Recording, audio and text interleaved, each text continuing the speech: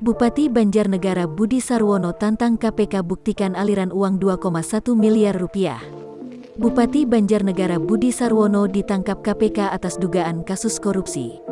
Budi pun menantang KPK dengan membuktikan aliran uang 2,1 miliar rupiah. Komisi Pemberantasan Korupsi menanggapi pernyataan Bupati Banjarnegara Budi Sarwono yang menantang lembaga anti korupsi membuktikan adanya aliran uang yang diterimanya terkait pengadaan barang dan jasa di pemerintahan Kabupaten Banjarnegara. KPK menegaskan memiliki bukti kuat terkait korupsi yang dilakukan Budi. KPK juga mengingatkan Budi Sarwono maupun pihak lainnya untuk kooperatif. Sikap kooperatif itu dapat ditunjukkan dengan menyampaikan keterangan sebenarnya saat diperiksa penyidik nantinya.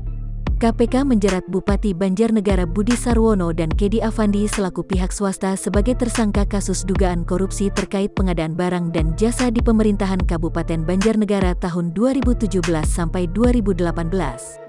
Dalam konstruksi perkara, KPK menyebut bahwa pada September tahun 2017, Budi memerintahkan Kedi yang juga orang kepercayaan dan pernah menjadi ketua tim sukses dari Budi saat mengikuti proses pemilihan kepala daerah Kabupaten Banjarnegara untuk memimpin rapat koordinasi.